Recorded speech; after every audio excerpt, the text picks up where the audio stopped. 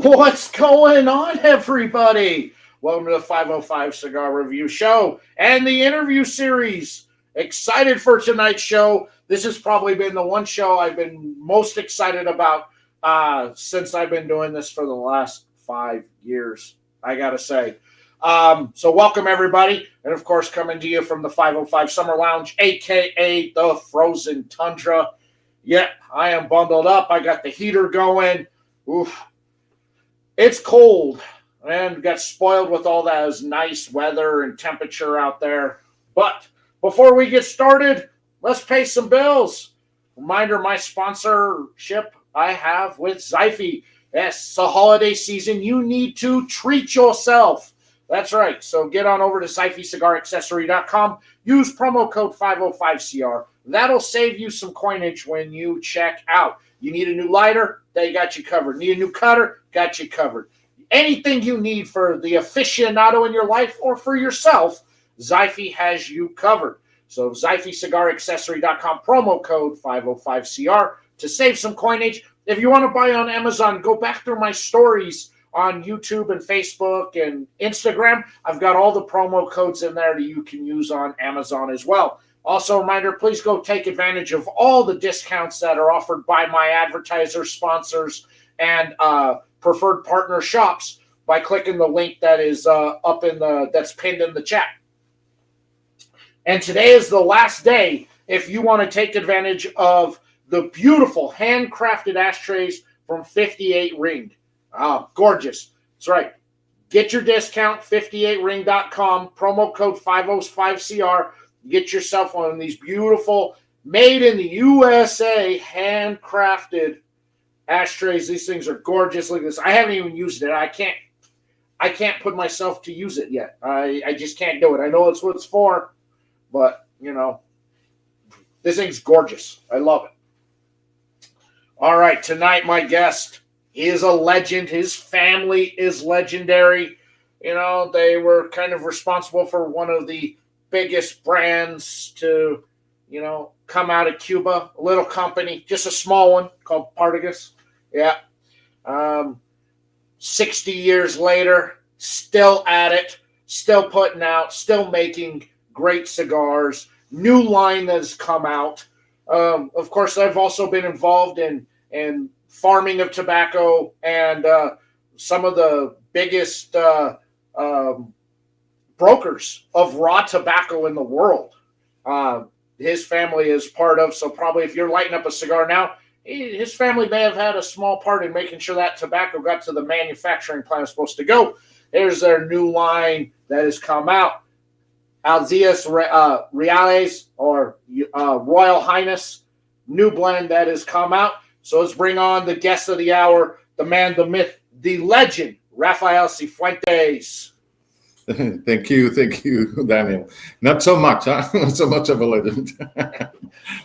Total legend, man. I am excited, one, to have you on. Coming, legendary family. You guys, what you and what your family have done for the cigar and tobacco industry cannot be replicated or replaced by anybody else out there. So thank you so much for all that you guys and your family has given to the community out there. Thank you so much. I'm really proud, that I'm the fourth generation in the tobacco industry and in the cigar making of my family. My son, which is also involved with me, it's the fifth generation. And at the end of the day, it's a business that is mainly surrounded by families that have a passion and have understand the uniqueness of tobacco and a product like a cigar. It's thank you for having me, and definitely will be delighted to try to bring some light to any questions you may have and to well, yeah, Altezas Reales, it's that's a personal project. That's a brand I decided to launch as a tribute to my great grandfather, to my grandfather, and to my father. And it's a brand that it's been developed over the last 2 years. There's been up to 3 master blenders involved in the process. I wanted to replicate some of the best Cuban taste that we used to have pre-revolution, and it has taken a lot of dedication and a lot of involvement from several very well-known people. And El Titan de Bronce, they here down in Miami. Uh, Immediately when I approached them with the project, obviously because of the last name, they understood that there was something that was coming that was different, that they wanted to participate, and they opened their arms, which I dearly appreciate both Giselle and Sandy for doing so, because at the end of the day, they don't need to be manufactured for somebody like me. They have quite a large, extensive, and representative bunch of brands they manufacture, but they do represent something for me that was very very much linked into the factory back in the old days, which was the excellence in manufacturing. The blend it's basically, I'd say 90% it's Nicaraguan. The wrapper it's Ecuador Habano wrapper, and the binder is also Ecuador. But the rest of the blend is basically Nicaraguan tobacco. I would say that and as I was reading your post today, well, I guess you brought up something that it's really true and really important in the tobacco industry. There's people and there's generations that cement the industry.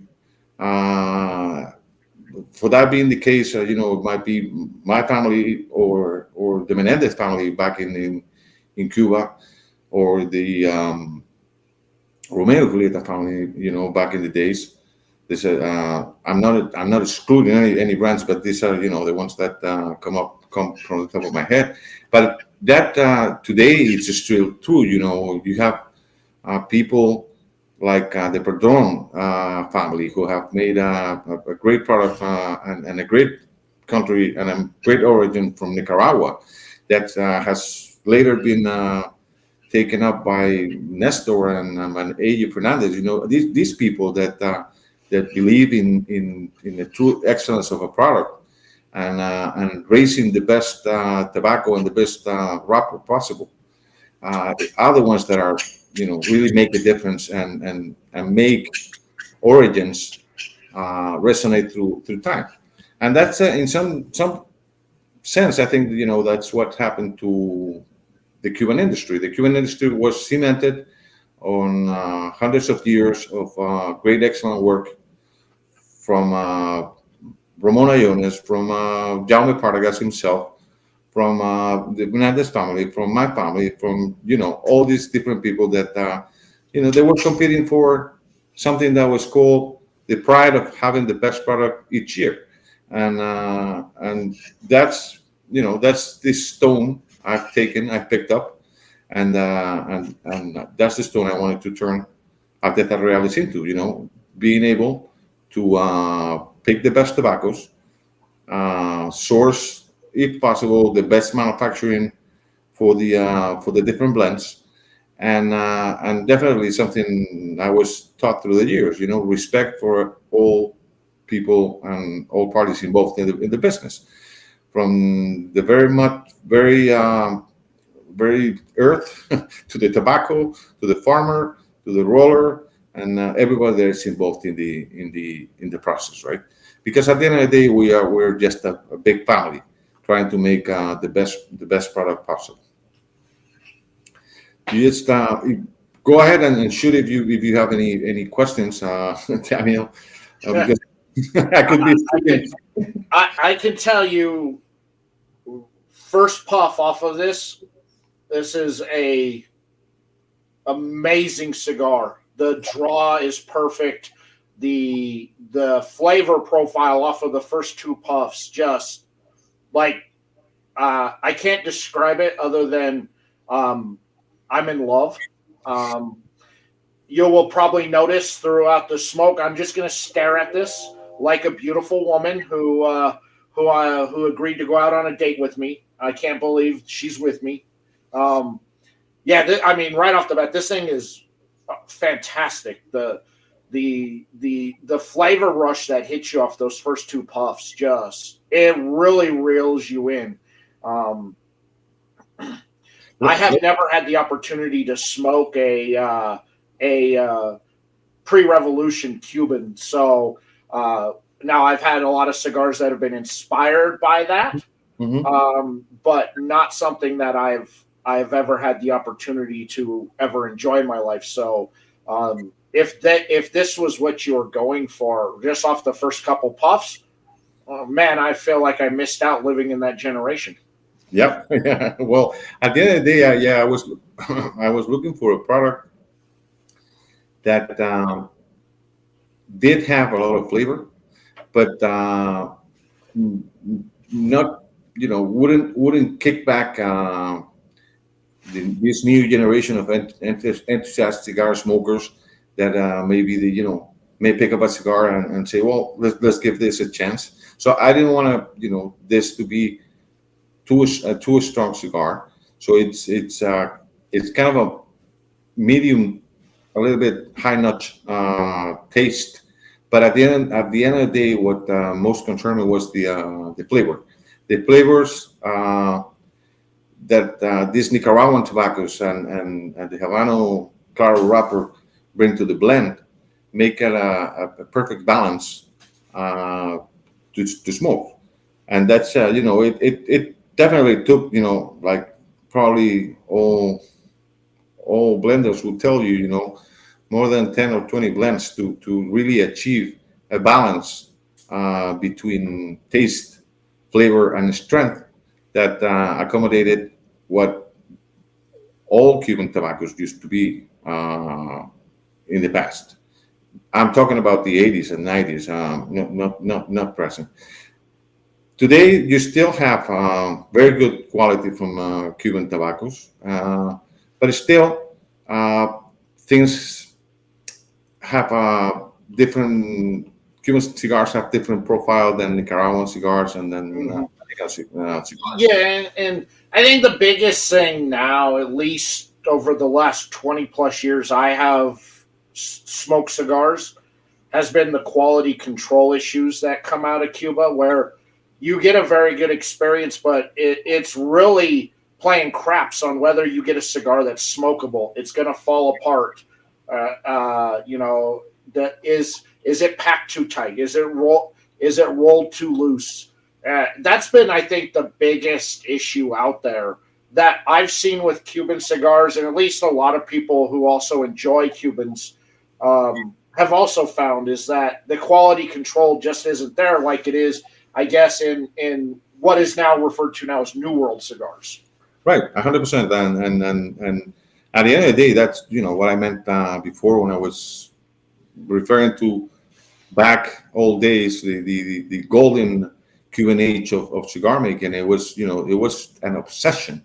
This having not all rollers made old vitolas. They made different vitolas because they were taught through the years. And well, I must say that Cuba, as El Titan de Bronce, for example, they're at a little disadvantage when you compare them to other factories because the tobacco is 100% hand roll. I mean, there's no bunching machine, there's no help to assure that the draw is perfect. So every now and then you may find some cigar that it's a little bit hard to draw, but that's something that goes with the smoke. At the end of the day, its construction is so perfect that it'll still give you a perfect smoke.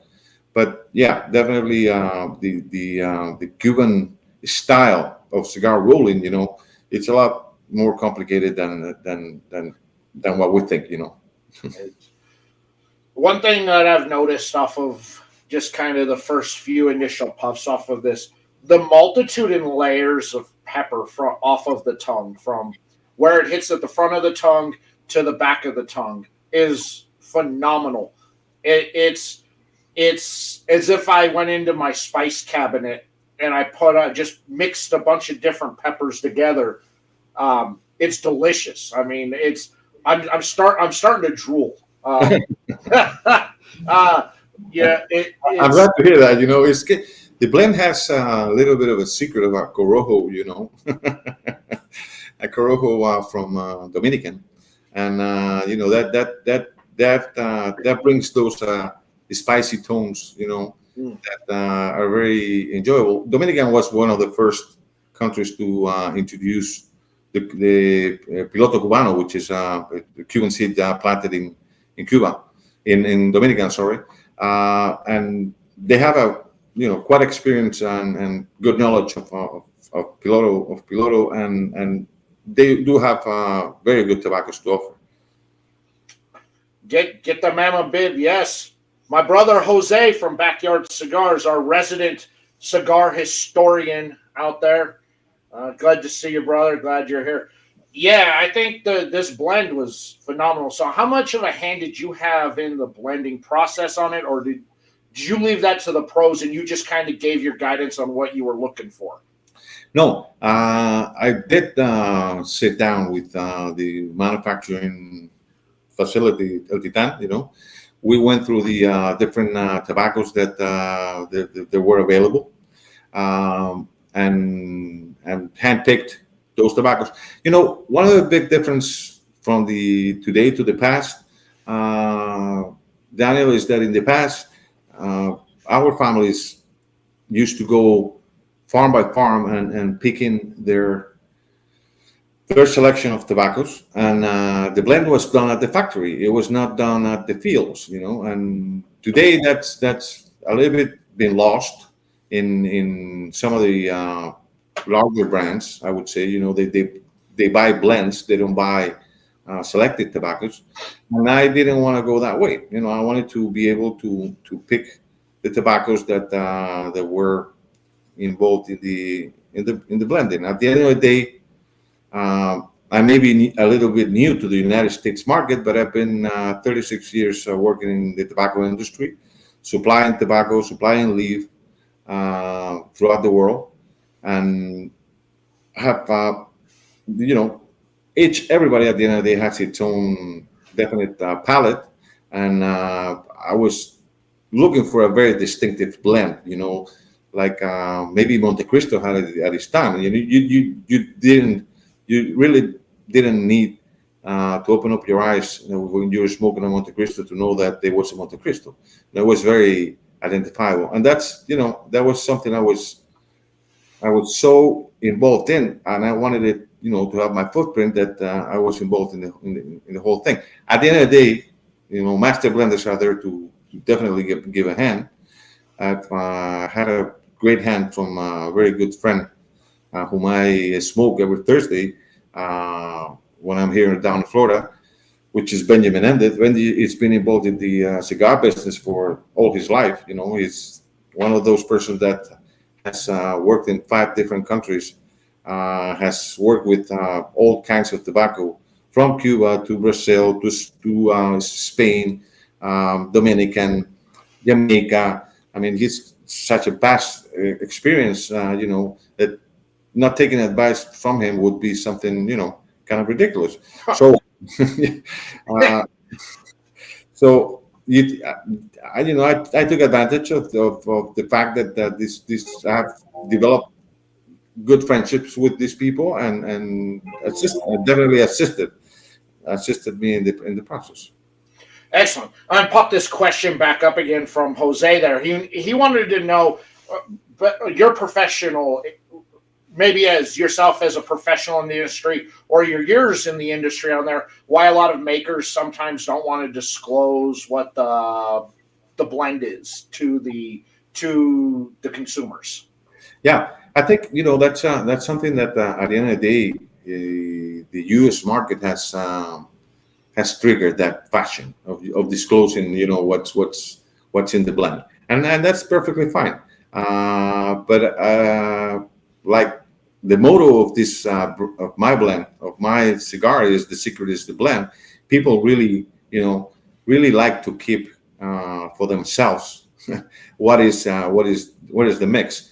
Evidently, you can give five different blenders, six different types of tobacco, and they come up with 60 different blends. So it really don't matter that much, that people have the overall of what's in the blend.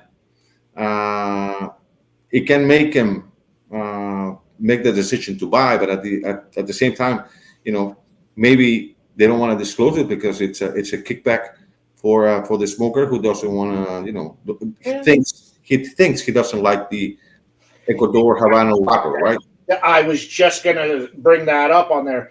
That yeah, I do agree with you that I think it is a U.S. thing that we want to know. We want to, and I think a lot of it is more so now than it was when I started. Because when I Mhm. started, there really wasn't a whole lot out there about blends.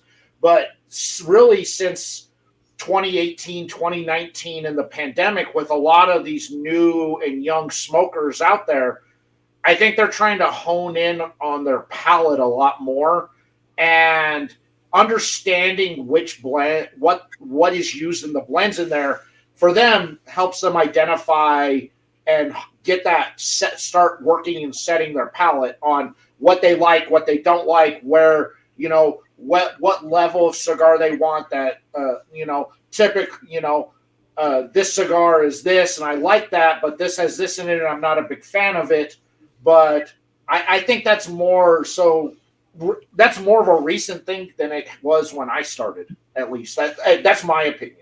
Oh, no, no, no! I agree 100%. I mean, at the end of the day, this new smoker, trend smoker, and this new enthusiast, it's wonderful news from the industry because at the end of the day, you know, the it's a tradition that is gonna it's gonna keep on moving forward.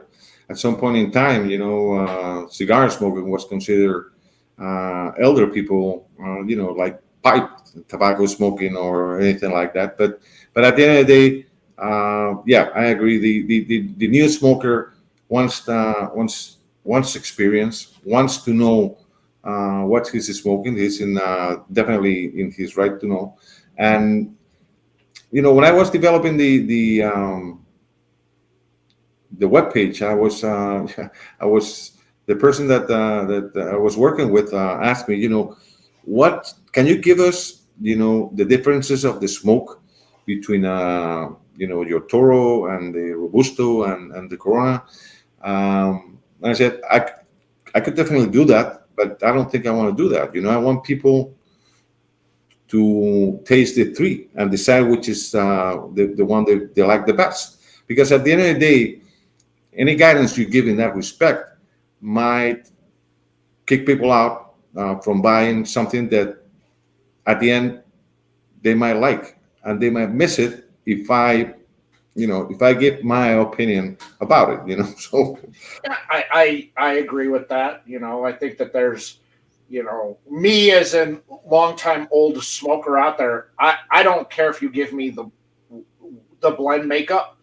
I like, as a kind of a tobacco nerd, I like to smoke the cigar and try and figure it out as I'm smoking. I get the thrill of going, okay, we're picking up tones of this and this. Okay, all right, this is a Nicaraguan. It's heavier on this, so this may be more Jalapa than it is Esteli on it. But I'm also picking up this, so there may also be some Ometempe in there. I like to try and figure all that out. I don't know if I'm right on it, but I like to. For me, it's just it's part of the relaxation of enjoying a cigar. For me, is kind of nerding out, trying to break the blend down as I'm smoking it. yeah, definitely. That's the experience. At the end of the day, everybody has its opinion about a cigar. We all have different palates, uh, enjoy different things, and I like to smoke. all the cigars as well, because at the end of the day, otherwise you're losing part of the whole experience. You know, to me, for example, Europe, it's always been a very Cuban oriented country, a region, and has kind of lost the in that respect. The United States, in that sense, you know, the smokers have been exposed because they've been abroad and they've been exposed to Cuban cigars. They've been exposed to Dominican. They've been exposed to Nicaraguan. You know, they've been exposed to different origins, and their palates are much more refined in terms of what do they want to smoke at what moment of the day. I mean, they don't really smoke maybe the same in the morning that they do in the evening or at night. You know, and that's something that that being able to to pick different things for different moments, it's something that it's become a fashion. You know, it's become this new generation of smokers like to enjoy different things at different moments and different times of the day. So definitely, the at the end of the day, our aim is to try to satisfy the those moments of relaxation, of joy, you know, of people getting together and enjoying the smoke, or just for the sake of experiencing. Like you know, I was telling you earlier, you know, when I sit down with Benji and he starts smoking a cigar, all of a sudden you see that he's thinking, you know, what is it that I could do to improve this cigar. That doesn't mean that the cigar is perfect for him, because he's got this, and I quote him, he says, the best cigar I smoke is the one that I'm smoking at this moment. You know, it's that simple. There's no such a thing as a bad cigar. There's a different taste of cigar, different qualities of cigars, you know, but all cigars are good. And I've taken that premise a lot. You know, I get asked a lot why I'm like, whatever I'm smoking now is my favorite cigar, and you know, and I also say there's no bad cigar out there. There's cigars I vibe with and cigars that I don't, but just because I don't vibe with it doesn't mean it's a bad cigar. It just means it's just not for me, you know. And but I recommend you try it. Maybe you pick something up in it that I didn't, right. that makes it good for you. I Mhm. want you to try it. Just because I don't care for it doesn't mean I'm telling you not to get it. And I 100%. think that gets that I think a lot of that gets lost out there, especially with the newer smoker, is that he didn't like the cigar. I'm not going to like it. That's not at all what I'm saying. You know, I'm just saying that you should try it for yourself, because you know whether your palate is similar to mine or it's different than mine. If the flavor profile I'm describing doesn't, it's like I'm not a fan of that.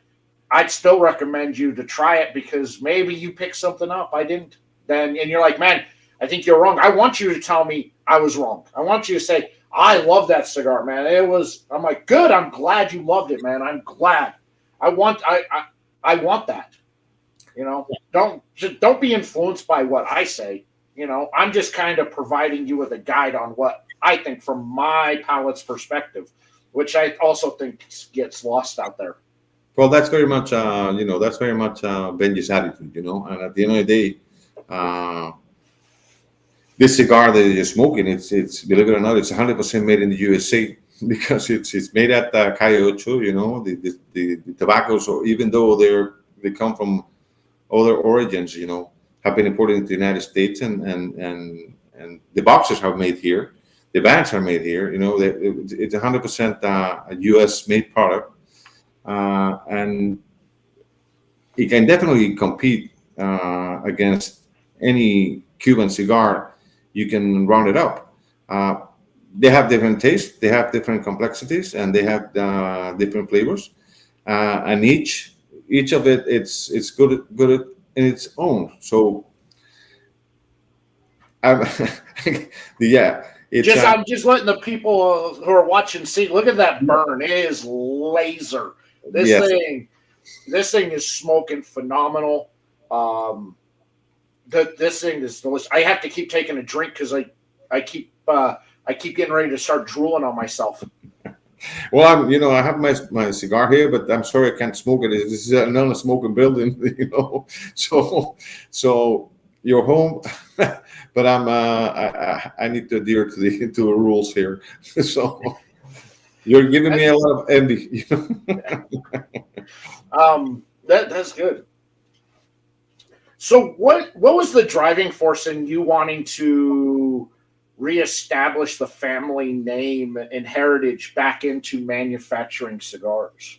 Well, you know that this was definitely a tribute. I mean, my great grandfather left Spain in 1871. He took a ship that was called Bergantin Havana, and it was from Asturias direct to Havana. He was 17 years old, and you know, he was son and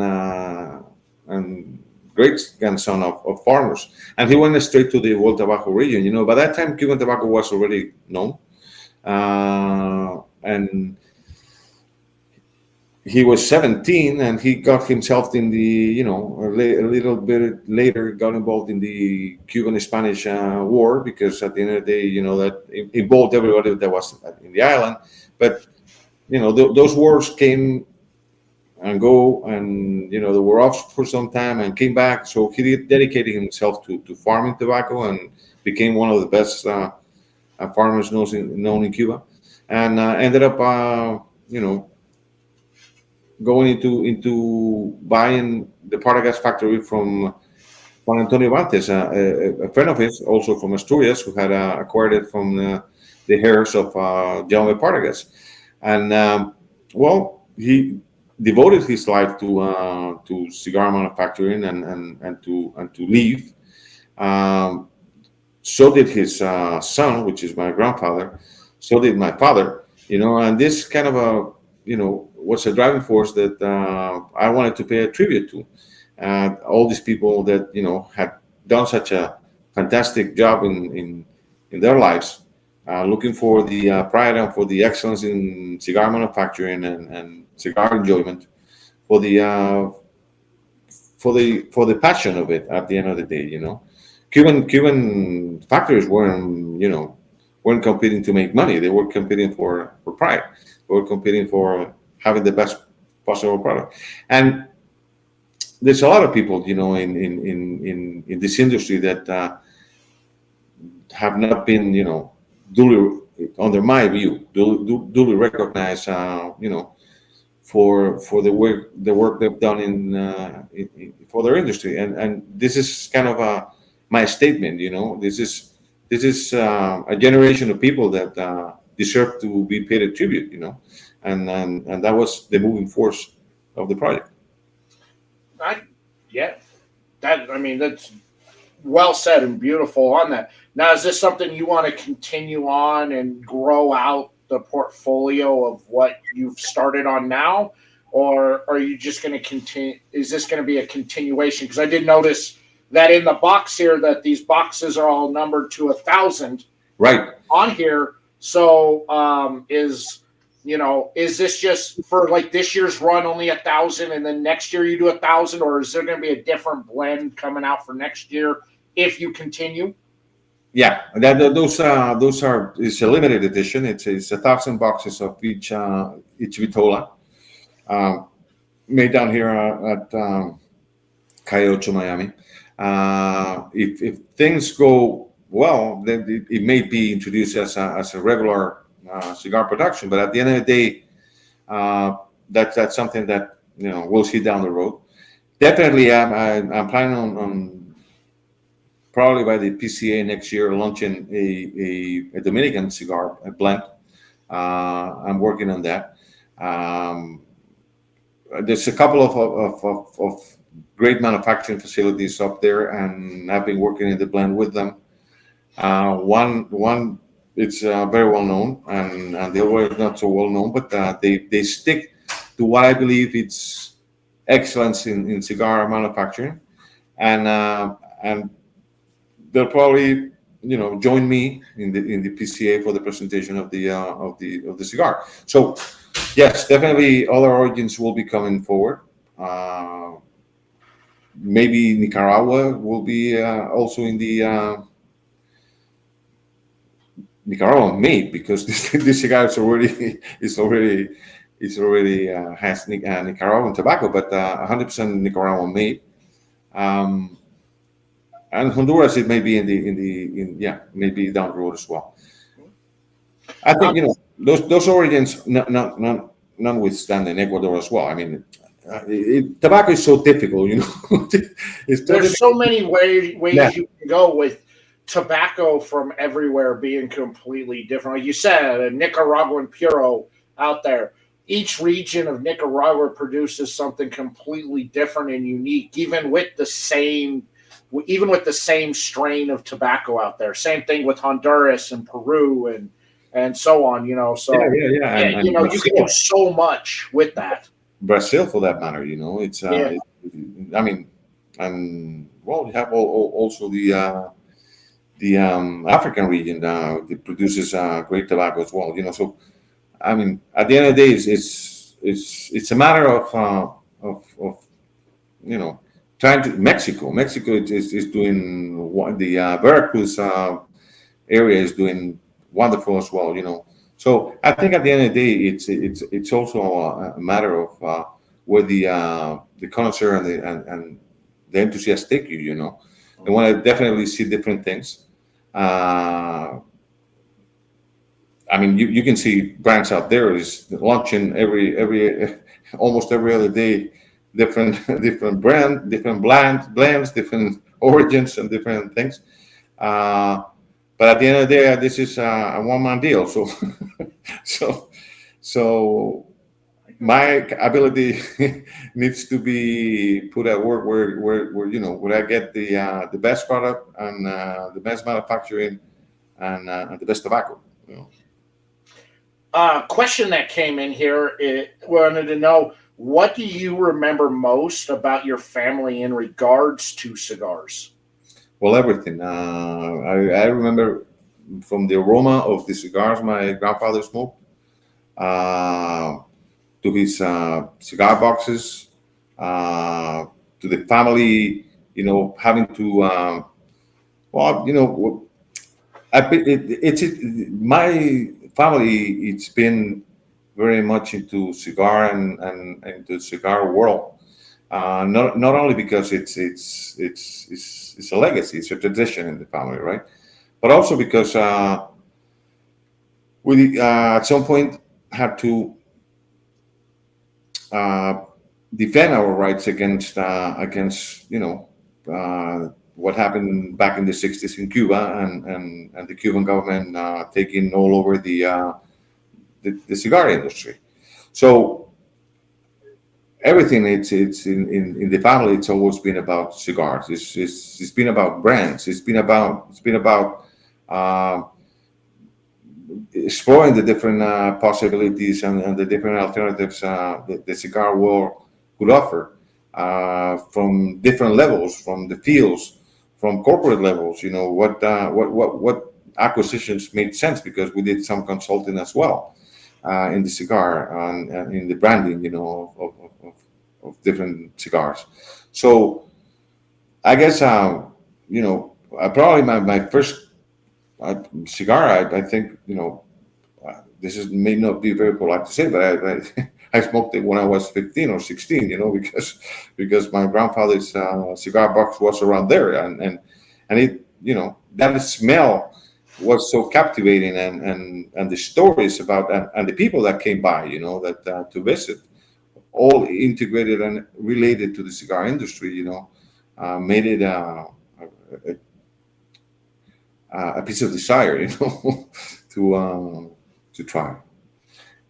When you were coming through and you were working on this blend, were you thinking back to your past generations, like your father, like your grandfather, on there, and thinking of them? Would they be proud of this? Oh yes, definitely. That's a very good question, and that's one question.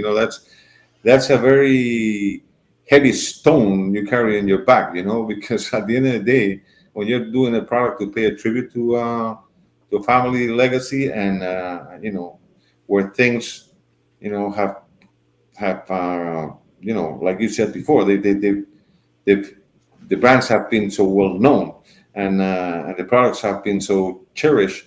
You have to put 100% of everything you have.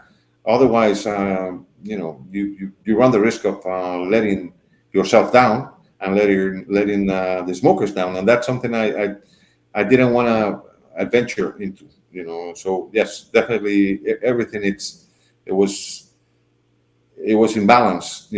To that's also one of the reasons why I picked Titan de Bronte. Titan de Bronte has been manufacturing excellent cigars since 1995, and they're very in some way they sacrifice quality for quantity, and that's something that was very important to me because at the end of the day, to me the biggest difference uh, today it's not only the tobacco you put in the cigar, but the craftsmanship.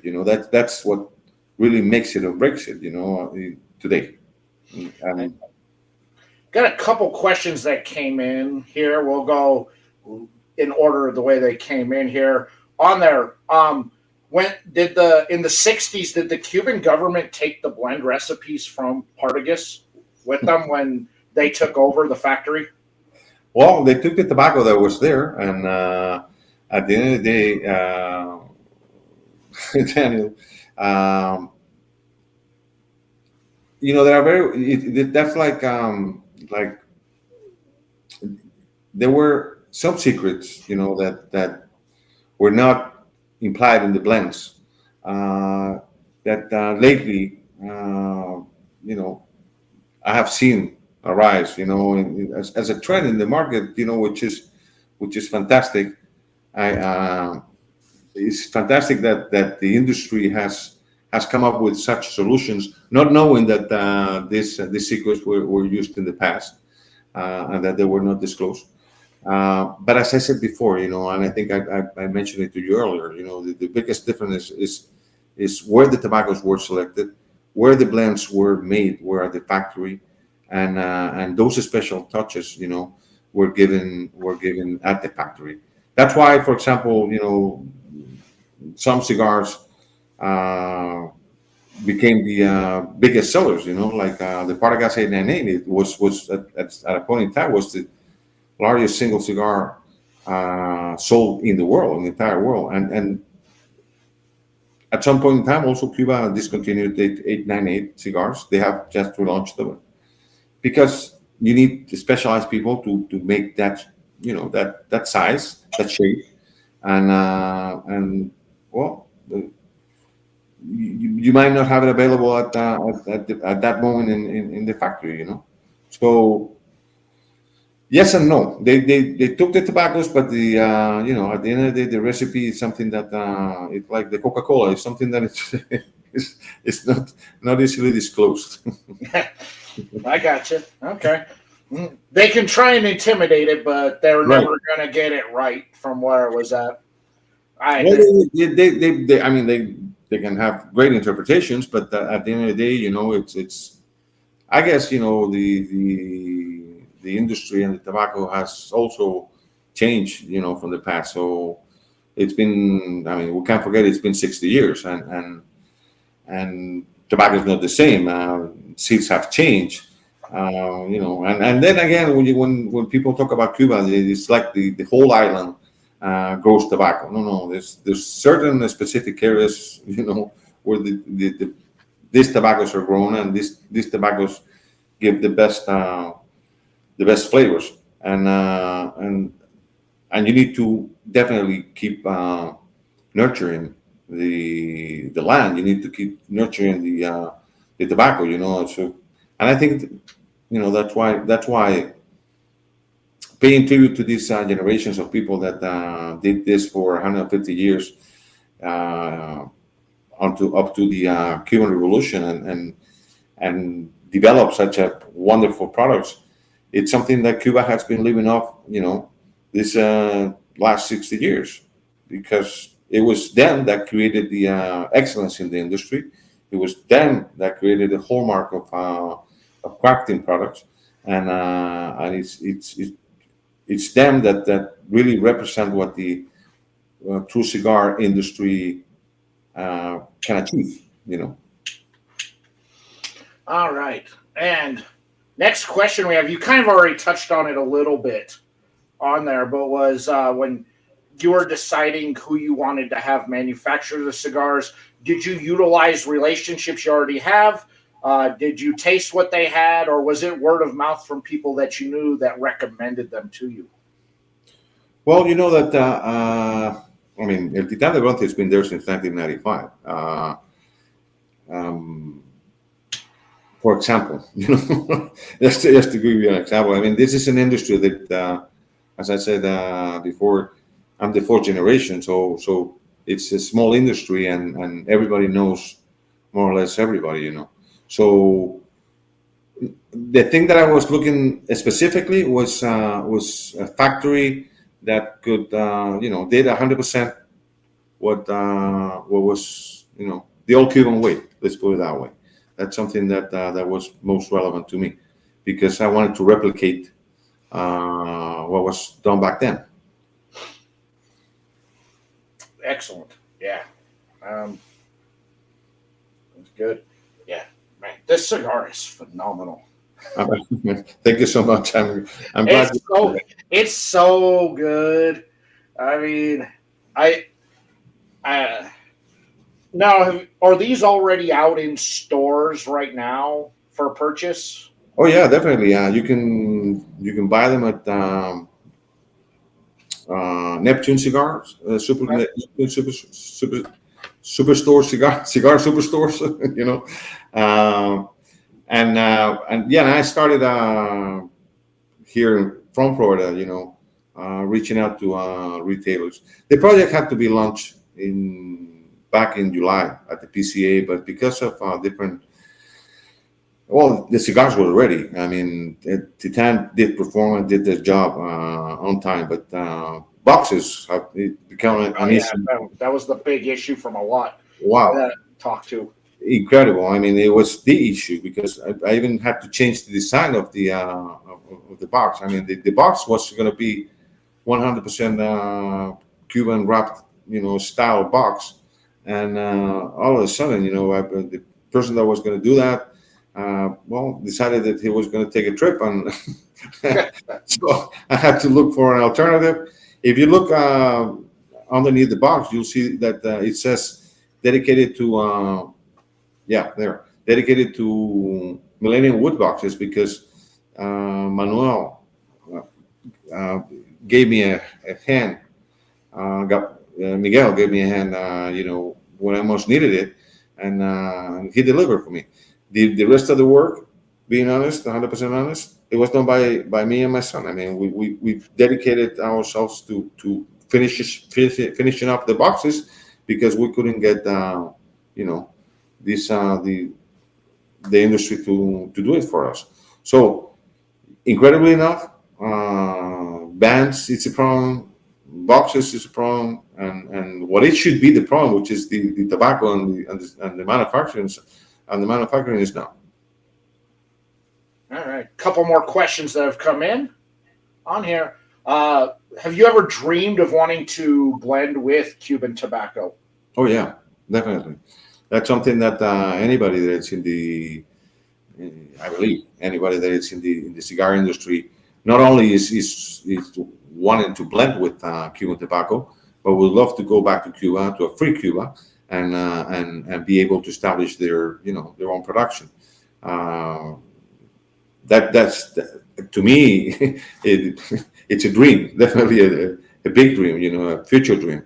I don't know if that's going to be ever going to be possible, but yes. I think, you know, in Cuba, the cigars were 100% Cuban made. You know, they all had only had Cuban tobacco. It was 100%.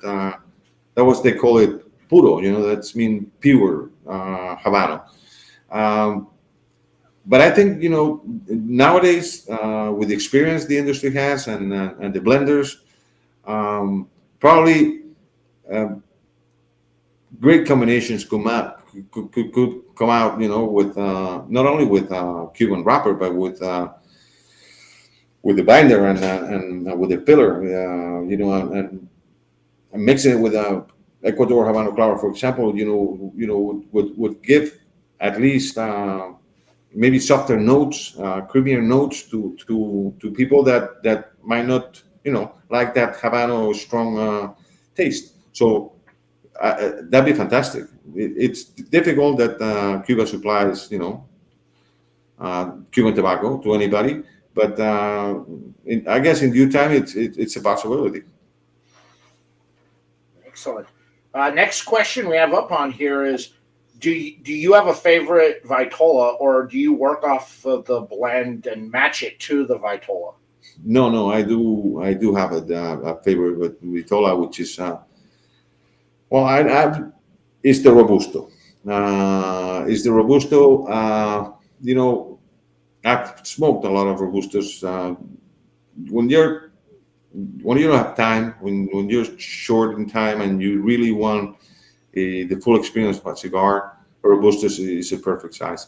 But I'm starting to fall in love with the Toro size.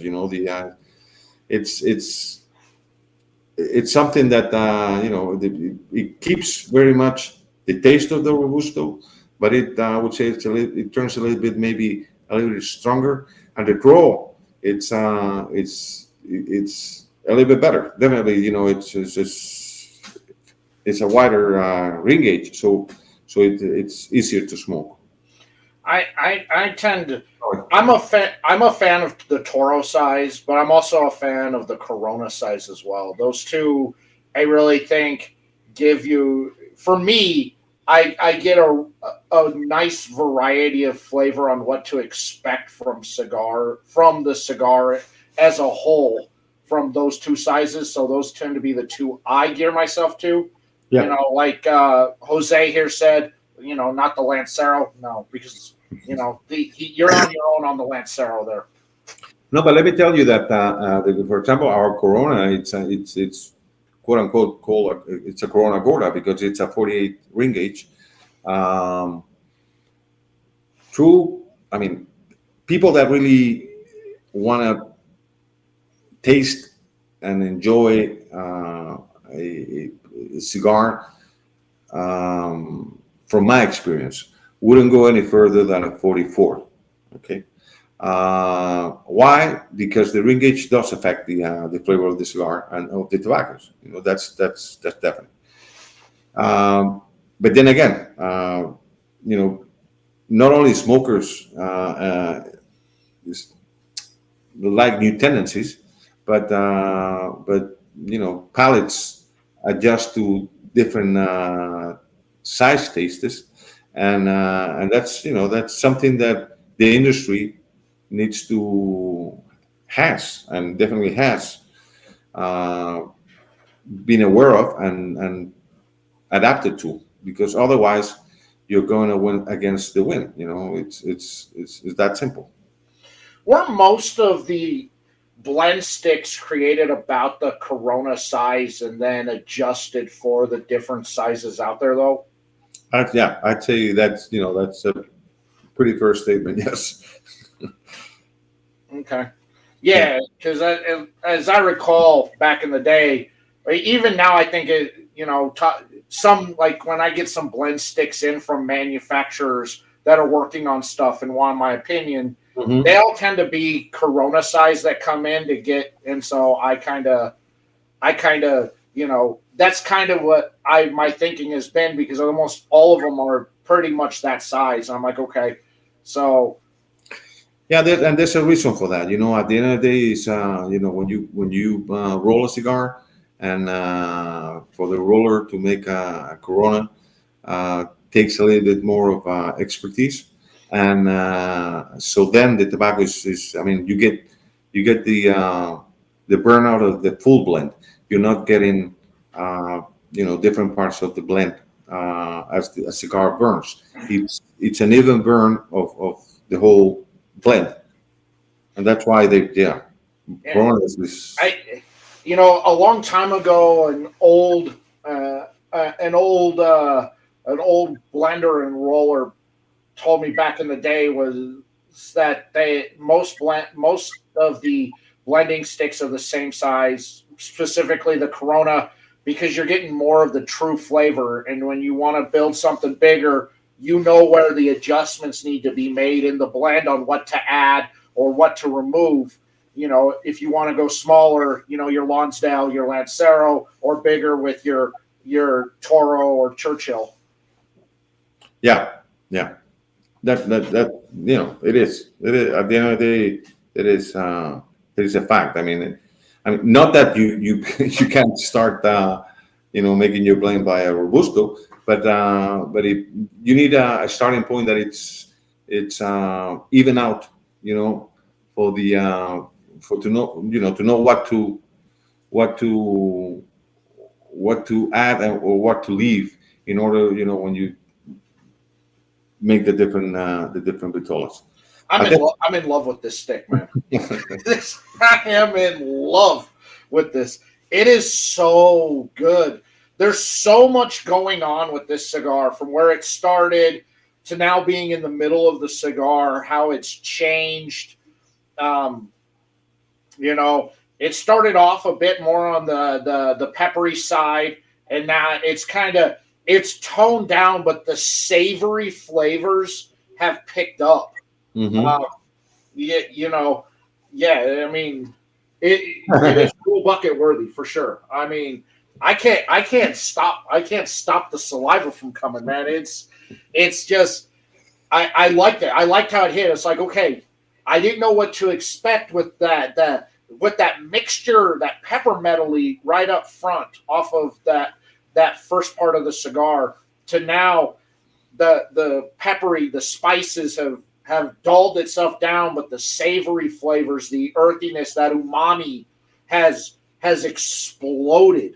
Mm-hmm. Yeah, at the end of the day, it's true that the smokers nowadays, cigars used to be flat, even out all the smoke. As you got closer to the butt, it definitely gets stronger because of the nicotine. But nowadays, the smoker wants, to have different stages of the cigar, and that's something that at the end of the day is like a story.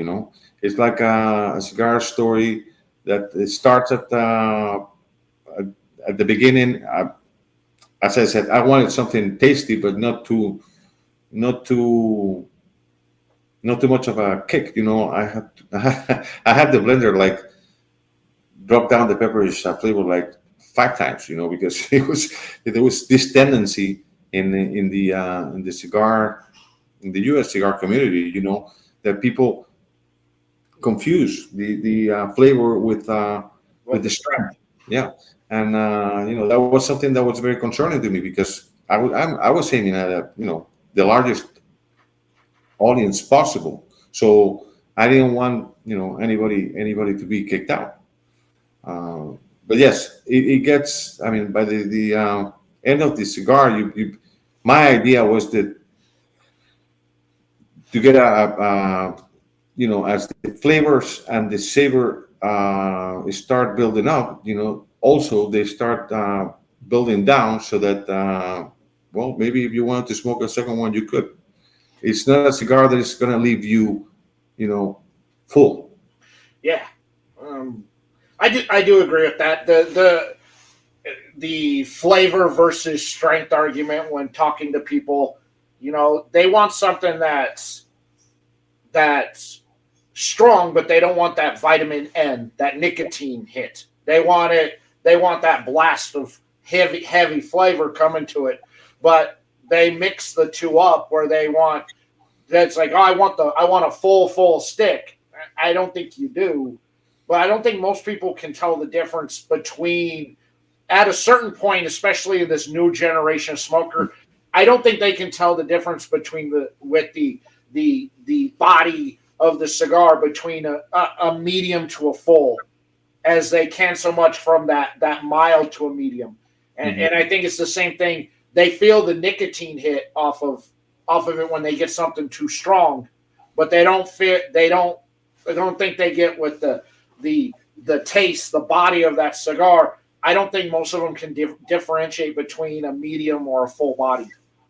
Yeah. Well, as we talked before, I mean, today the tendency for the cigar to take you in a journey, and but I think there's also a smoker journey, in the sense that as they start enjoying cigars, they probably their palate starts identifying the flavors they like the most, and tend to go up in the strength as to a point where if they smoke the cigar and they get harsh, they'll probably never smoke it again. So you have to be careful in that in those terms, because otherwise you may be burning out your own cigar smokers. Outside of working with Cuban tobacco, what other tobaccos would you like to work with? Oh, oof, definitely Brazil. There's it's difficult to find, to find a steady, good supply of Brazilian tobaccos, but probably Brazil. Definitely Nicaragua. It's 100% Nicaragua. I mean, I like to see a wrapper, binder, and filler, 100% Nicaragua, but that doesn't taste like brands you can be thinking of.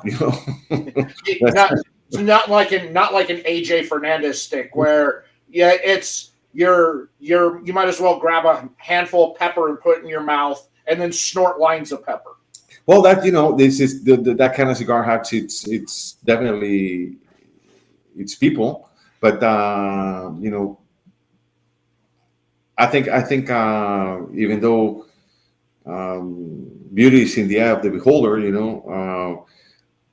I like softer cigar blends, in that respect. And I've always been a Cuban cigar smoker, so really, it's not a. I think the U.S. market it's there may be a crossroad in that respect, that the U.S. market looks for stronger taste, whereas Europe now is looking for milder, softer smoke.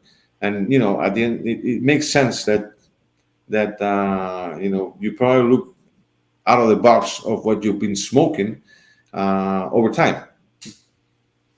Yeah, I do. What's your take on U.S. tobacco? Connecticut and Pennsylvania, Florida, Perique from Louisiana, Love it. Kentucky. Love it. That's that. There's one of the blends I may be coming out from Dominican. It's probably going to integrate some Kentucky Fire. So love it. Love it. Love it. Yeah, yeah. And Connecticut. I mean, it's head of it's a hell of a wrapper, and when it's properly blended, this is one conversation I've had with Manolo Quesada, for example. He's got this Connecticut cigars, that it's just incredible how well they're melted into the blend, that you really have a hard time telling it's in Connecticut, because it doesn't. Connecticut has that little bit of bitter taste sometimes.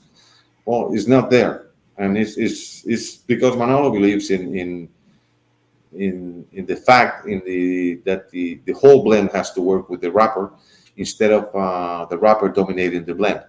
And he's a true master blender, and he has nailed it. Yes, and that's the thing, especially with like that Connecticut shade, is that you really have to rely heavily on the binder to bring out that flavor, and having that right binder for a shade. It's a make it or break it for a cigar. That's one of those few leaves out there that the binder is the star. The binder makes that wrapper the star of the show on that. And I don't think a lot of blends, when they're working with Connecticut shade as a wrapper, put, I don't think they put the thought into the binder usage on that. And you get weird, like you said, some of these weird flavors, some of these bitter flavors, because you got, look, the binder's the star, but it makes the wrapper shine when it's done correctly. 100%. That's why this Altezas Real cigar, for example, the wrapper and the binder, they're both Ecuador, Havana, Ecuador, claro. I mean, different part of the plant, but same region. Yeah. What's your thoughts on the return of the Corojo from Puerto Rico that they're coming back with? Yeah, well, if you ask Benji Menendez, it's something funny. It's just there's only one Corojo in the world, and that's that's in Cuba, and that's a Connecticut seed planted in actually in San Luis Rey. It's a very specific area of the in Cuba. Well, I think at the end of the day, it's like I said before, it's a matter of whether you like what the tobacco has to offer to your blend, or you don't. It's simple as that. If it works, it's fine for me. But there's tobaccos that definitely it's easier to work with than others. That's as simple as that. I think, and you said it just a minute ago. When you bring a tobacco into a blend that fights the blend or fights the wrapper, I mean, there's people that like it. There's people that will enjoy it. But to me, it's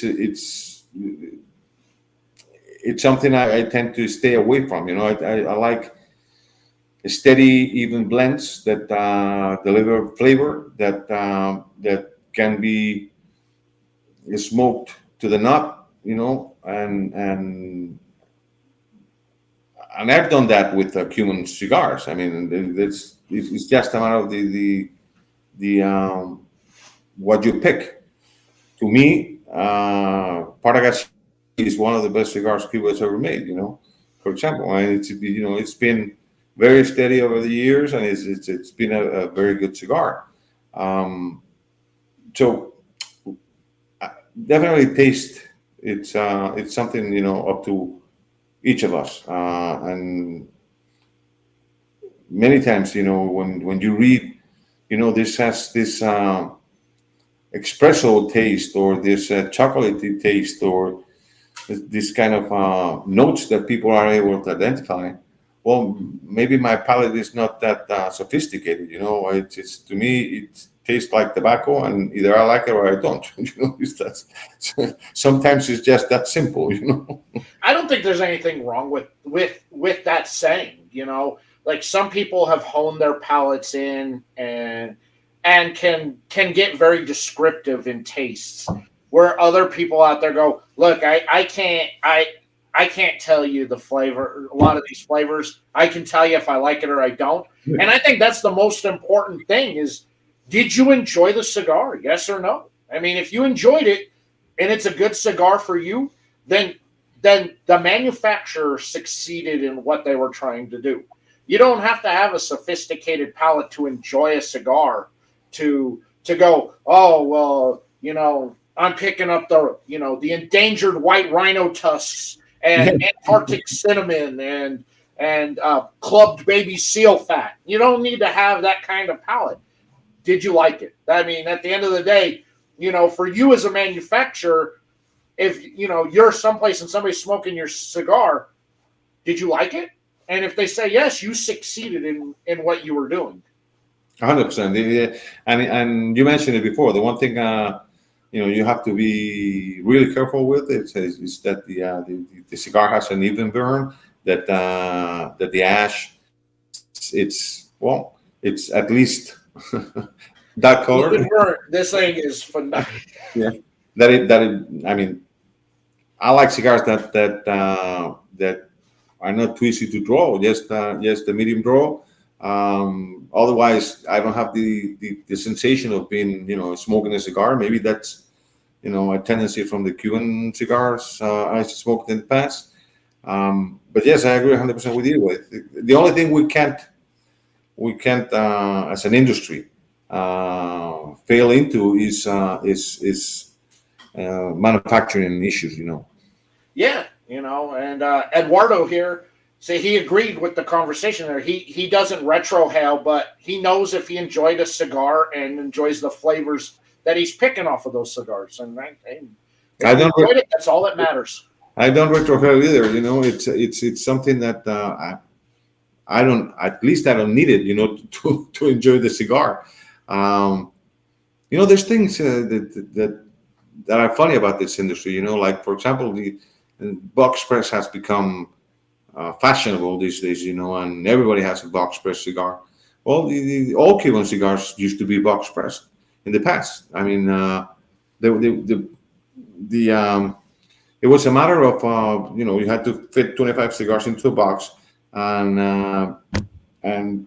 that way they could also choose what side of the wrapper the client would see, the consumer would see. So it was easier for them to to fit it into the box and to make it look better. And well, until some guy called Ramon Ayones came in and decided to make this box where he decided to fit 8 cigars, to make those 25, and for those cigars to be in round shape, and he changed the industry. So uh, at the end of the day, it's up to this. It's up to the industry, and it's up to the people that are really the leaders of the industry to to define what is it that the smoker will be smoking in the future. Yeah, it is, and we've seen from the pandemic this explosion of small and boutique brands. I've gone through in my 23 years Yeah, a couple of different boutique revolutions that never really lasted more than a year, maybe two and a half years. But now we're kind of moving on to almost 4 years with some of these boutique brands that are still going strong out there on that. Has any of that surprised you? How the long standing that some of these brands, pandemic brands, I call them, that how long these pandemic brands have been able to continue to succeed? well, I mean, boutique brands have always been there.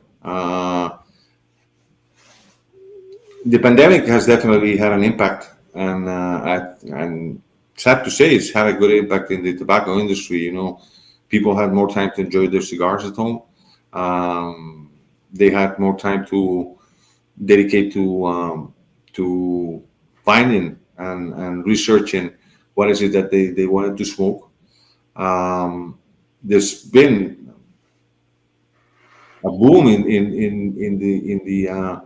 in the industry of boutique cigars because there was a demand for it, and maybe the smoker was already tired of the same old brands. Yeah, I'd say that there's a zombie club of smokers out there that they can't look beyond what they usually smoke and their usual smoke.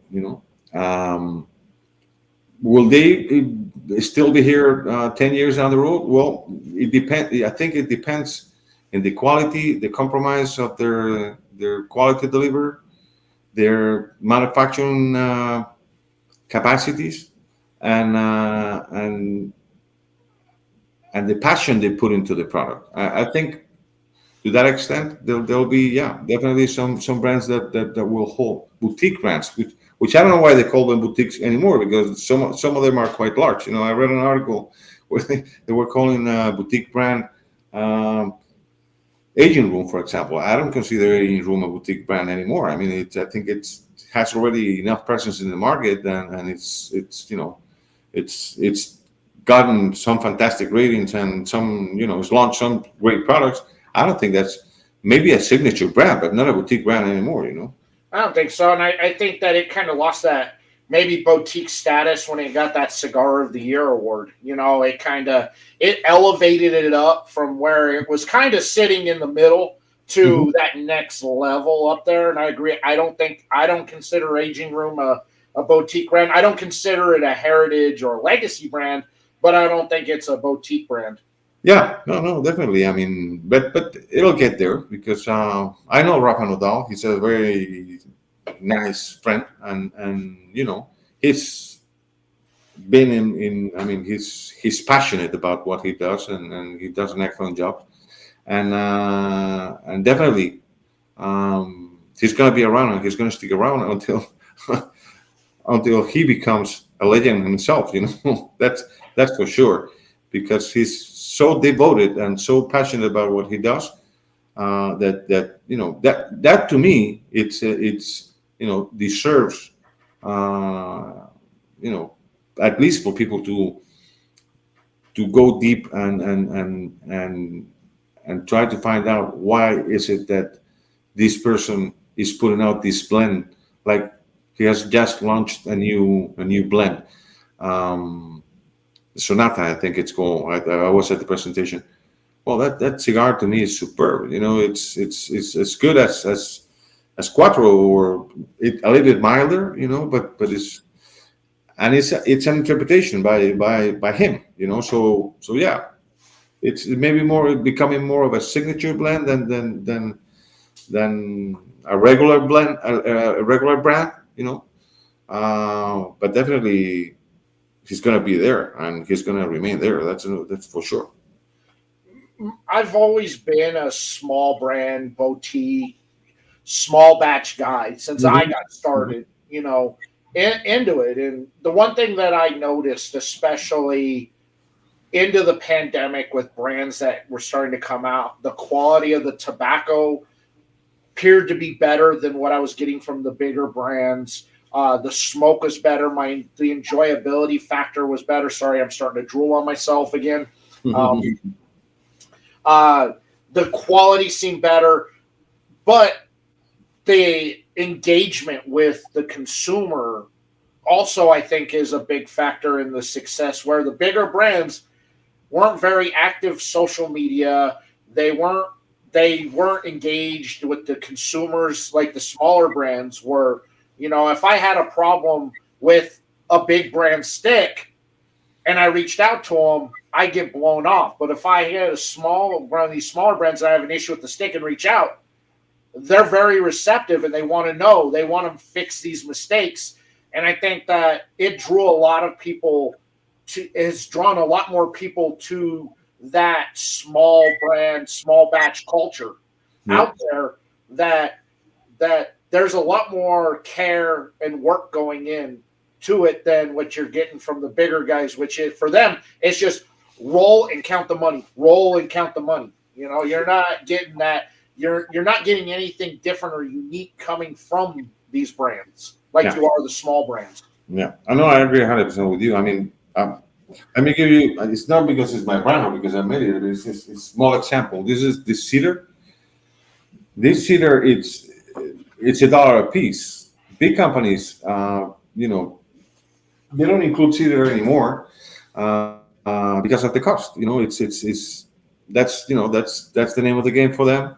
And when you're small, you're willing to do things, uh, at least to me, the way they should be, because cedar, for example, plays a very important role in the tobacco. Cedar keeps mold away. Cedar is a bactericide. Cedar adds flavor to the tobacco. Those three issues, make it worthwhile when you're doing a limited edition, and you're launching something different and exclusive, which I think is the point you rightfully made, is we are willing to give in that extra mile for the smoker enjoyment. Where maybe larger companies do take that for granted. Let's see here from Eduardo. I found numerous new companies during the pandemic and started buying more of them. Interaction can truly make the difference in how I feel when smoking that company's cigar. And I agree. Yeah. The way that they promote, that they're out there, the way that if you take a picture, if you take a photo with their cigar, they're reaching out to you wanting to get your take, what you think on it. The big brands out there don't care they don't care. They've already got that built-in audience. Whether you buy their stick or not, it's already built in. They have the prime facings in every cigar shop you walk into. Unless it's one of those shops that everything's alphabetized. When you walk in, if they've got a center island right in the middle, when you walk in, what's there? Right. Your Davidoffs, your Fuentes, your Padrones, you've got your big core staple heritage brands looking you right in the face, going, "Hey, why are you going over there? We're right here. This is all you need." No, I agree 100%. That's one of the things I'm most appreciative, and that it's for example, for Neptune to introduce my cigars. I mean, they believe in the small manufacturers, and they like to try new things, And Empire Social, it's what's recently named the fourth best cigar bar in the world. I mean, that's something important, And they, when I presented the product to them, say, well, definitely. I mean, we like you to have our smokers and our regulars, to be able to try different things. So it is true. I mean, the industry has a tendency of carrying only what sells and what it's there and what it's it's like you said, it's like there's a dark background everywhere, and you can only see those, by the way, which are perfectly made, wonderful products, excellent products, and super premium products. No doubt about that. But come on, guys. I mean, there's a bigger world out there. I mean, try something new, try something different. We might even impress you. That's when I started my channel up in 2019, it was to get people to go to the other side of the humidor that you don't go, because there's gold over there and a lot of these brands that get overlooked, because you get overwhelmed with your heritage and legacy brands staring at you in the face almost judgmentally. If you start veering away from where they're sitting, it's like, hey, why are you going over there? Everything you want's here.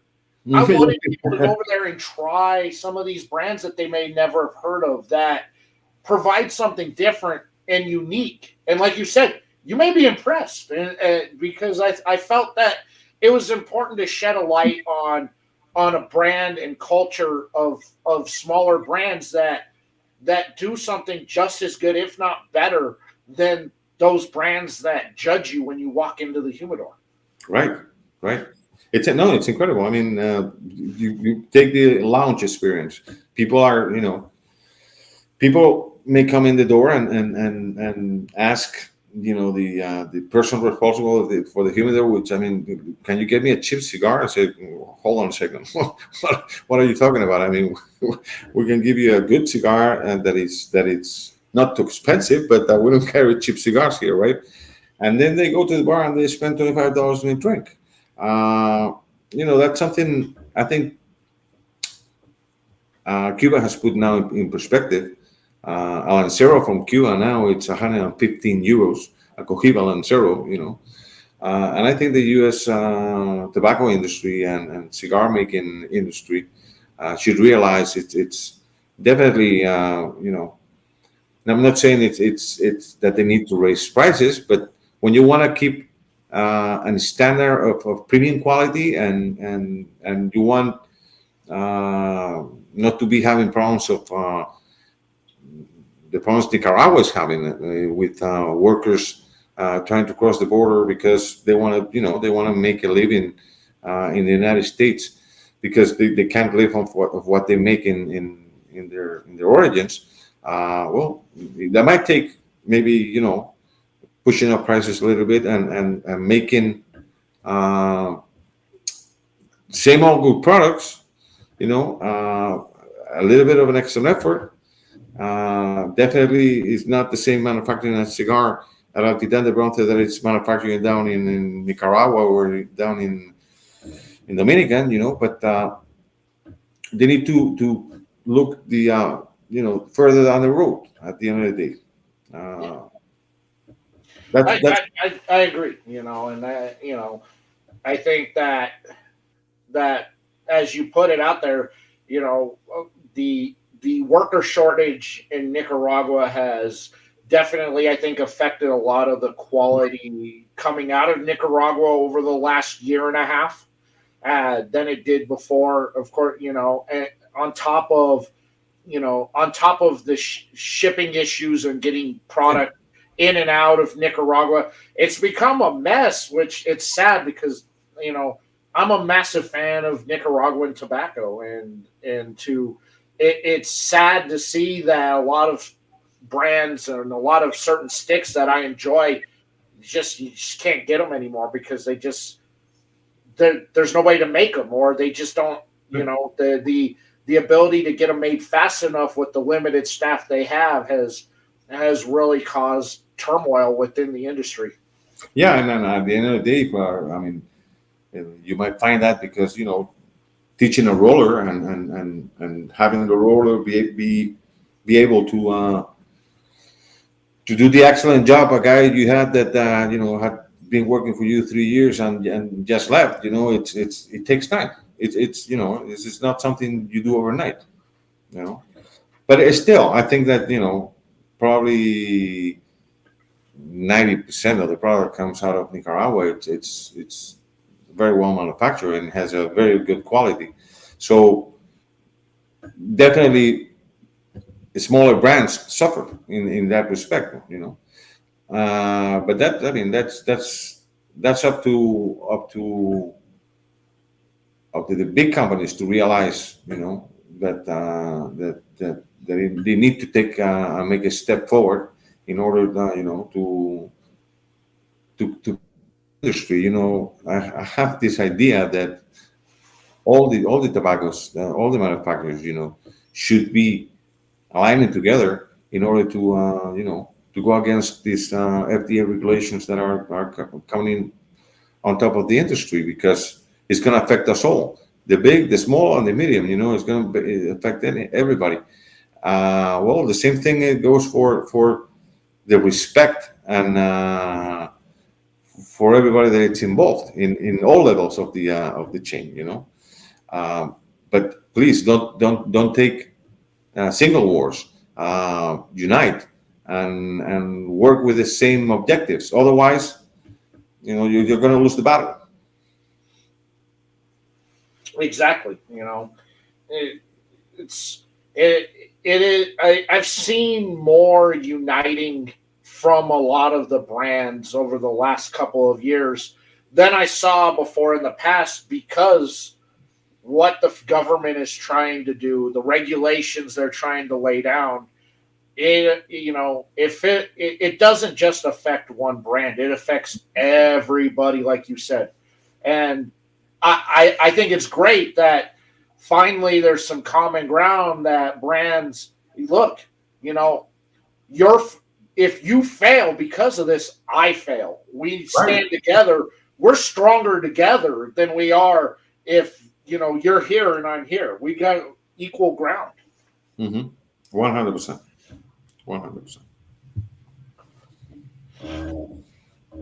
I gotta say, this is a home run, man.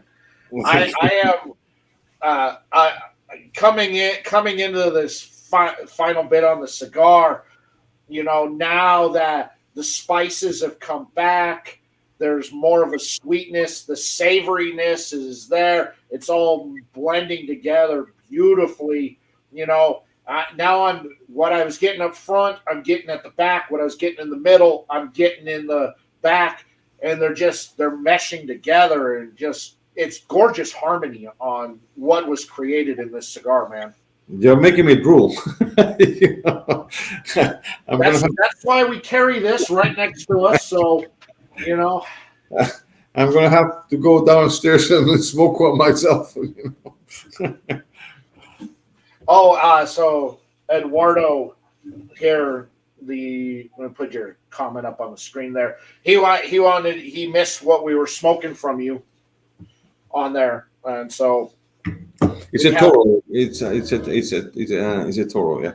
we're smoking. Yes, we're smoking the Toro from which this his new line. And again, Mr. Cifuentes is not new to there. He basically legendary family from Cuba. Out there, this is the Altezas Reales, which is the brand new line that comes from him. It's fantastic. So Eduardo, you did coming in a little bit late there on that. His family from Cuba basically was, if you've ever heard of this tiny brand from Cuba called Partagas, his family was really the driving force in the creation of making that brand what it is today, pre-revolution out there. And it's been involved with farms and with raw tobacco brokering. If you're smoking a cigar now, he may have had his hand in making sure that got to the factory that it was going to. Just all around from a legendary family out there. I was super stoked, man. I mean, just sometimes when getting to talk to somebody like you out there. I mean, like I said, the last 6 weeks I've been nothing but just geeked about wanting to talk to you and to hear your stories and the history that you bring, because you put out something, you put out a cigar, and your ancestry is put into this cigar because of the history that they have within the industry out there. And somebody like you, your name carries so much weight in the industry out there that if you're going to putting something out 60 years later, it had to be mind-blowing, and this is a mind-blowing cigar. Mm-hmm. Oh, thank you so much. I really appreciate that. That was the idea. Yeah.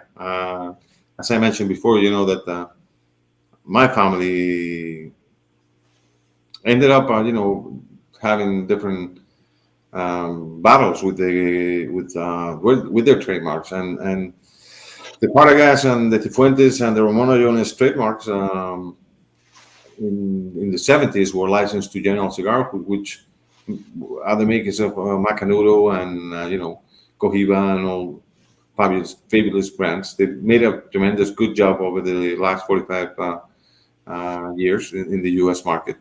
And well, it got to a point that yes, I needed to pay a tribute to my family, and the way I thought it was best. It was trying to, because this is very humble, and it's the way I feel it. What they used to do back in the days. Best craftsmanship possible, best tobaccos and fine tobaccos possible, and respect for everybody that's involved in the venture.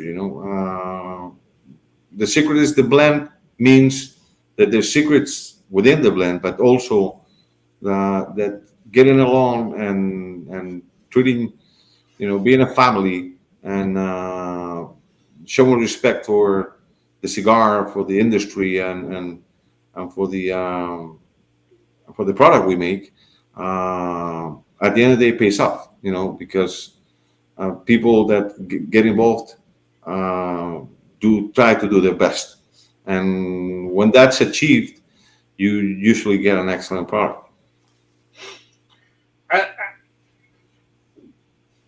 you said you're mostly a Cuban guy outside when you're smoking yourself personally. Are there other brands out there, New World brands out there that you enjoy? Yeah, definitely, definitely. No, I've been a Cuban smoker for many years, because mainly because Europe, it's a dominated Cuban market, and we had up to 3 years ago with such an incredible pricing that there was nothing else but Cuba out there. But yeah, definitely, I smoked. I enjoyed very much all the product that's made in the United States. I love the Monte Cristo blends. I love the AJ Fernandez blends.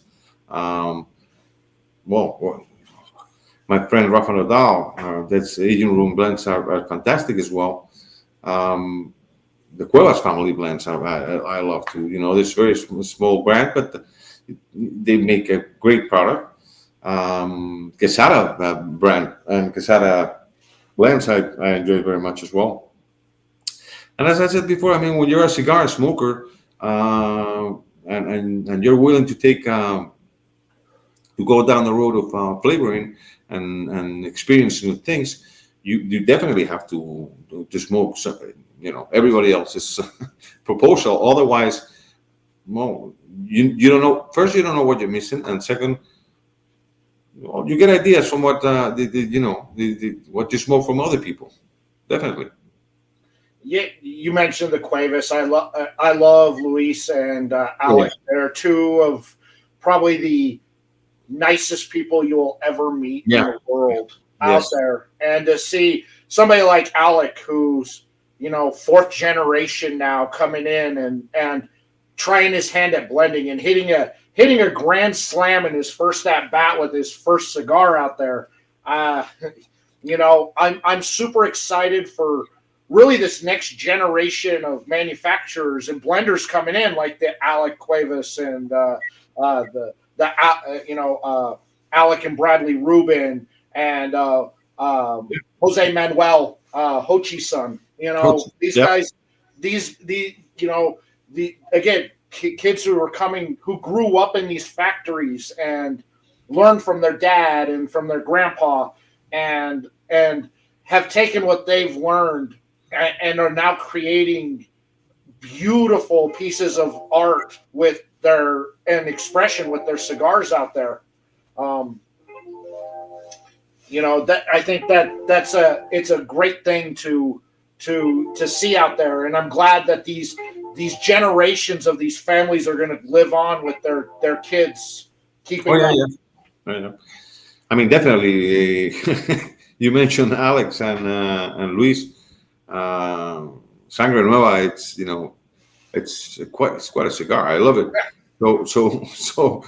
Uh, at the end of the day, look. Alex is the fourth generation. I am the fourth generation. We are maybe, let's say, 36 years away. Um, his interpretation of Sangre Nueva, it's beautiful. That's something I couldn't miss. Smoking, and not only because it's a good cigar, but because it's very, to me, it's very joyful to see new generations coming into family businesses that are so traditional and so passionate as tobacco businesses. Which is, and we have this wonderful people that follow us and that believe in the products we make, that they deserve our best work possible.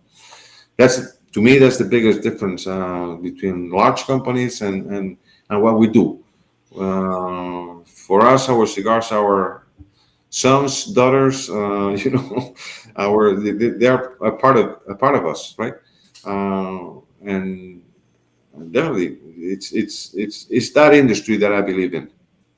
Yeah, you know, I'm excited for the future of our industry and our culture because of these youngsters coming in and really hitting home runs right off the bat with their first blends that they're putting out. I think that's a testament to that hard work of watching and learning. And I interviewed Jose Manuel, and I asked him, I go, I go, what do you think really made you the blender you are? Coming from, again, a strong legacy heritage line of family that has created, a fantastic cigars. And he said, starting at the bottom, sweeping the floors Yeah, and working my way up because my dad made sure I knew everything that needed to be done in the factory, from sweeping the floors all the way up to doing the books. It's one of those, without having that base, I don't think I would have been able to do what I did. I agree 100%. I mean, that's the old-fashioned way, and in that respect, Luis Cuevas Senior, for example, he's a terrific master blender. I mean, he knows his tobaccos. He knows, when you sit down and talk with him, he reminds me very, very much of my grandfather. They know what they say, and they say what they they want to say. And when you sit down and talk to them about that you want this specific touch or that a specific flavor, all of a sudden, he knows what you're talking about, and he knows what tobaccos he has to put in there. These people are the reason why later generations still fall in love with the industry and want to keep the tradition going. They transmit this love of the tobacco. It's like if nicotine runs in your blood, and and eventually it does. You know? Have you ever gotten the bug to want to sit down at the table and try your hand at blending yourself? Say that again. Have you ever wanted to sit down at the blending table and actually try doing blending yourself? Yeah, but that's. I mean, at the end of the day, I've tasted a lot of tobacco. I've done a lot of tobacco inspections, and I've done a lot of tobacco work. But being able to blend, uh, you need something you need something. I mean, to be a master blender, you need something. You're touched. You have that extra mile. I mean, I'm not able to reach that that far. Uh, I might have to take a step backward and say, okay, uh, this tobacco I like, this I do too. This, how do we blend it so that it tastes good? So because at the end of the day, that's the, as I mentioned it before. You give five different master blenders five different packs, and you may have 60 different blends. So at the end of the day, well, I like the characteristics. I like this mildness. I like this, this. Uh, it's also a matter of taking chances, and doing different things, mixing different things, and proof and error. I think until you get to the point that you say, well, this is what I meant. Yeah. Yeah, we could. It's very difficult. It's interpreting a cigar is very difficult. This is a fantastic cigar. Really glad to see that. I don't know if you think I don't know if you knew I liked it or not. I mean, There's not much left. There's not much left on this cigar. It is fantastic. Definitely check out Neptune Cigars if you're interested in picking this up. I'm telling you, you won't regret it. It is a delicious cigar. It is complex yet simple. It's probably the best way I could put that. The complexities definitely shine through. Your taste buds are going to go through the roof. You're going to get so much differentness than anything else I've tasted in a long time out of this cigar. Like, literally, I want to fire another one up. That's how good. That is how good this cigar is on there. On that, Eduardo, I appreciate you hanging out with us tonight. Very good. Thanks to you, Eduardo, as well. And it's been an honor for me, to share this time, and I'm really glad, you really enjoyed the cigar. And yes, sometimes it's keeping it simple is the best way, to to enjoy one of life's greatness products we can share. So thank you so much. And I appreciate your time. Thank you so much for coming on. Anything you would like to promote before we end the show out? No, I think you have a great show. I really encourage people to watch you. I think at the end of the day, this is also part of the the better side of the industry in terms that educating people and being able to get to know new brands, new products, new different things. It always is good for all of us, and it does a great job for the industry, and we really appreciate your work, really do. And thank you. I appreciate it.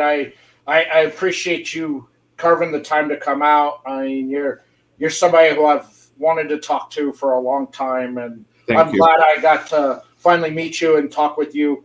Are you going to be out in Vegas and definitely. Well, then I will definitely see you there. I will come track you down. I'll be out there working a booth, but okay. Well, we'll be in touch. Let me know. Maybe, who knows? If I'm lucky enough, I may have my own booth, but I'm not betting on that yet. So, this is actually the last show of the year for me. So sorry, guys. You're just gonna have to deal till January when I come back from my winter break. Got some great shows lined up for January, so be on the lookout for that. Reminder, tonight's the last day you can grab your handmade ashtrays from 58 Ring, 58ring.com. Use promo code 505CR to save some coinage. So if you're in the need of a brand new ashtray handmade in the United States, right here. And of course, make sure you click the link that's pinned in the comment section there. Go support my advertisers, sponsors, and preferred retail shops. Use those promo codes to save yourself some coinage. It's the holiday season. I know you want to buy cigars. Well, all those shops are offering up promo codes to help you save some money on your order. Rafael, thank you, sir, so much. Thank you so much. Everybody, thank you so much. You all have a wonderful holiday season, and we will see you in the new year. Take care, everybody.